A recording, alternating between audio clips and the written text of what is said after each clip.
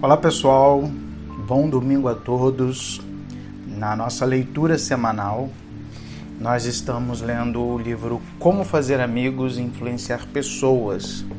Eu me chamo Silvano Mota e sou do projeto Livro no Ponto. E estamos gravando em áudio, disponibilizando no canal do YouTube, também pelo Facebook e pelo Instagram. Tanto no meu Instagram pessoal, nos canais pessoais, quanto também os oficiais do livro o projeto Livro no Ponto. E a gente está ainda no capítulo 3 do livro, que fala: aquele que conseguir isso terá todo mundo ao seu lado. Aquele que não conseguir trilhará um caminho isolado. Nós tivemos os 2 capítulos anteriores, que no capítulo 1, o princípio que ele deixa, é sempre bom a gente recapitular, não critique, não condene, não se queixe. E o princípio número 2 é aprecie honesta e sinceramente. Então, a gente está lendo, e nós hoje vamos ter uma leitura um pouco mais densa, porque o capítulo 3 ele é grandioso e ele não termina essa semana. Ele vai terminar na semana que vem, tá bom? Então, a gente vai começar a leitura aqui, que fala, o capítulo 3, recapitulando, o título é: aquele que conseguir isso terá todo mundo ao seu lado. Aquele que não conseguir trilhará um caminho isolado. E diz assim a leitura de hoje: certa vez, aluguei o grande salão de bailes de um hotel de Nova York para, durante 20 noites em cada estação, nele realizar uma série de conferências. No começo de uma estação, fui subitamente informado de que teria de pagar quase 3 vezes mais que o preço anterior. Tal notícia chegou ao meu conhecimento depois de já estarem os bilhetes impressos e distribuídos e feitos todos os anúncios. Naturalmente, eu não desejava pagar o aumento, mas como falar no hotel sobre o que eu queria? Os proprietários estavam interessados apenas no que eles desejavam. Assim, alguns dias depois fui ver o gerente. Fiquei um pouco chocado ao receber sua carta, disse eu. Mas apesar de tudo, não o condeno por isso. Se eu tivesse no seu lugar, provavelmente teria enviado uma carta idêntica. Seu dever como gerente do hotel é conseguir todos os lucros possíveis. Se não fizer isto, pode e deve ser despedido. Agora, deixe-me tomar um pedaço de papel e mostrar-lhe as vantagens e as desvantagens que lhe advirão se insistir no aumento do aluguel. Tomei então uma folha de papel e tracei uma linha no centro, intitulando uma coluna Vantagens e Desvantagens. Escrevi embaixo do título Vantagens as seguintes palavras: Salão de bailes livres. Salão de bailes livre, e então acrescentei: o senhor contará com a vantagem de ter o salão de bailes livre para alugar para danças e convenções. É uma grande vantagem para negócios como este, que renderão muito mais do que o senhor pode conseguir com uma série de conferências. Se eu alugo o seu salão de bailes durante 20 noites no curso da estação, é certo que isso acarretará a perda de alguns negócios mais rentáveis para você. Agora, deixe-me apontar as desvantagens. Primeiro, em vez do aumento de renda obtida de mim, verificará um decréscimo. É um fato que o senhor terá que riscar dos seus cálculos, pois eu não posso pagar o aluguel que me está pedindo. Serei obrigado a realizar as minhas conferências em outro local. Há ainda outra desvantagem para o senhor. As conferências atraem uma multidão de gente educada e culta ao seu hotel. É um ótimo anúncio para você, não acha? Por certo, se o senhor gastar $5.000 em anúncios nos jornais, jamais conseguirá trazer tanta gente para ver seu hotel. Como farão minhas conferências? Não pensa que isso representa algum valor para o hotel? Enquanto falava, escrevi as 2 desvantagens na respectiva coluna e entreguei a folha de papel ao gerente dizendo: gostaria que o senhor estudasse cuidadosamente as vantagens e desvantagens que advirão para você e depois me enviasse a sua decisão final. No dia seguinte, recebi uma carta comunicando que o aluguel seria aumentado apenas em 50% e não mais em 300%, como fora proposto. Pense bem, consegui a redução sem dizer uma palavra sobre o que eu queria. Falei todo o tempo sobre o que a outra pessoa queria e como consegui-lo. Suponha que eu tivesse feito o que é natural e humano, que tivesse entrado furioso no gabinete do gerente e lhe dissesse: "Que significa este aumento de 300%, quando o senhor sabe o que já estou com os bilhetes de entrada distribuídos e todos os anúncios feitos? 300%? Ridículo! Absurdo! Não pagarei!" O que aconteceria? Uma discussão teria sido iniciada, aumentando a ira, a tensão e as explosões. E todos sabem como terminam as discussões. Mesmo que eu tivesse convencido do erro, o seu amor próprio não permitiria que recuasse e me fizesse a concessão. Eis aqui um dos melhores conselhos já dados sobre a fina arte das relações humanas. Se algum segredo de sucesso, disse Henry Ford, ele consiste na habilidade de aprender o ponto de vista da outra pessoa e ver as coisas tão bem ângulo dela como pelo seu. A afirmação é tão verdadeira que eu vou repeti-la. Se há algum segredo de sucesso, ele consiste na habilidade de apreender o ponto de vista da outra pessoa e ver as coisas tão bem pelo ângulo dela como pelo seu.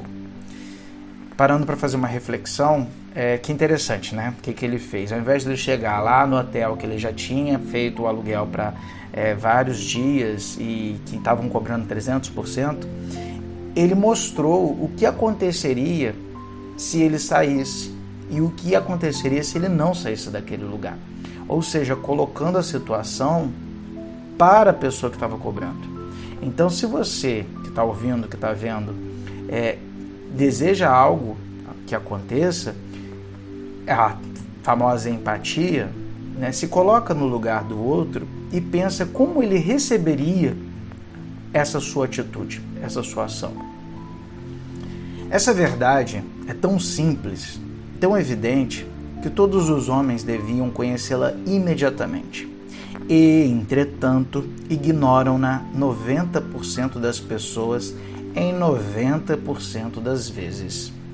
Um exemplo? Examine as cartas que chegaram amanhã à sua mesa de trabalho e verá que a maioria delas viola os princípios mais rudimentares do bom senso. No caso, gente, lembrando que o livro é um livro antigo, então a dica é: verifique os seus e-mails, né? Amanhã ou hoje do trabalho. Tomemos, por exemplo, uma carta escrita pelo chefe do departamento de rádio de uma agência de publicidade. Essa carta, ou melhor, esse circular, foi dirigida a cada um dos diretores das estações de rádio de todo o país. Darei entre parênteses meus comentários para cada parágrafo. Então, gente, na leitura aqui, eu vou ler a carta, né? E aí vou fazer observação do autor sobre o que ele acha sobre as cartas que foram emitidas. A carta diz: Senhor John Blank, Blankville, Indiana. Caro Sr. Blank, a companhia deseja conservar a liderança que sempre ocupou nos domínios da publicidade no rádio. Observação do autor: quem cuida dos desejos da sua companhia? Ando preocupado com os meus próprios problemas. O banco recusa renovar a hipoteca da casa. Os gafanhotos destroem toda a plantação. O mercado de títulos caiu ontem. Perdi o trem esta manhã. O médico disse-me que estou com uma pressão arterial muito alta. Ando neurastênico. Tenho caspa e não fui convidado para a festa da casa do John ontem à noite. E o que acontece ao chegar aqui? Vim para o escritório preocupado, abri a minha correspondência e eis um cara lá de Nova York me aborrecendo com seus projetos e desejos. Se pelo menos compreendesse a impressão causada pela carta que me dirigiu, abandonaria o negócio de publicidade e iniciaria a fabricação de carrapaticida para carneiro. Voltando à carta. Foi a publicidade nacional difundida pelos nossos associados que possibilitou a base do primeiro trabalho completo sobre publicidade neste gênero. Desde então, nossos programas, cuidadosamente elaborados, fizeram com que permanecêssemos no alto, acima de quaisquer outras agências, e isso durante vários anos seguidos. Agora, o comentário do autor sobre esse trecho da carta. O senhor está bem. A casa é mais rica e mais poderosa. Muito bem no alto, não está? Que tem isso? O senhor poderia ser tão poderoso quanto os dirigentes do General Motors, da General Electric e do Estado-Maior do Exército Americano, todos juntos. Se o senhor tivesse mais inteligência que um beija-flor, compreenderia que estou interessado em saber como sou grande e não como o senhor é grande. Todas essas alusões aos seus extraordinários sucessos fizeram com que eu me sentisse pequeno e sem importância. Fecha parênteses, volto à carta. Desejamos oferecer aos nossos clientes os últimos empreendimentos concernentes às diversas estações transmissoras. Volto à observação do autor. O senhor deseja, o senhor é um asno incontestável. Não me interessa o que o senhor deseja, o que o presidente deste país deseja. Deixe-me dizer de uma vez por todas que apenas estou interessado no que eu desejo. E o senhor não disse uma só palavra sobre isso na sua absurda carta. Volto agora à carta que foi emitida. Poderia, pois, fornecer-nos a lista preferencial com todos os empreendimentos relativos aos programas e horários e todos os detalhes de que necessitamos para a escolha judiciosa do melhor tempo para emissão dos nossos anúncios? Aí, o autor aqui faz a observação desse trecho da carta. Lista preferencial? Que ousadia! O senhor é atrevido. Com as suas referências sobre a sua companhia, o senhor faz com que me sinta pequeno. Então, pede-me para colocá-la numa lista preferencial, nem sequer se lembrando de pedir por favor quando sugere isso? Volta à carta. Uma pronta resposta inteirando-nos dos seus últimos empreendimentos será útil aos nossos interesses mínimos, mútuos. Volta à observação do autor. O senhor está louco? Manda-me uma carta escrita a tempos e espalhada por toda parte como as folhas de outono, e tem o desplante de pedir-me para sentar e ditar uma carta pessoal quando estou preocupado com a hipoteca e minha pressão arterial. E isso para responder uma carta, e ainda me pede para fazer isso prontamente? Que entende o senhor por prontamente? Não sabe que estou tão ocupado quanto o senhor? Ou, pelo menos, eu gosto de pensar assim? Já que estamos tratando deste assunto, quem lhe deu o direito de senhorilmente dar-me ordens? O senhor disse, isso será útil aos nossos mútuos interesses? Afinal, o senhor começou a perceber o meu ponto de vista, mas foi muito vago no dizer qual seria a vantagem. E finaliza a carta da seguinte forma. Muito respeitosamente, John Dewey, diretor do Departamento de Rádio. PS. Incluo um tópico de Blankville Journal que lhe será de interesse e que o senhor pode querer irradiar na sua estação de rádio. Aí, fecha a observação do autor dessa finalização da carta. Ele diz o autor. Finalmente, aqui embaixo no PS, pós-escrito, o senhor menciona alguma coisa que pode ajudar-me a resolver um dos meus problemas. Por que não começou a carta com isso? Qualquer agente de publicidade que se torne culpado de ser o autor de uma baboseira como que a senhor me mandou deve ter alguma coisa de anormal na medula. O senhor não precisa de uma carta relatando os meus últimos empreendimentos.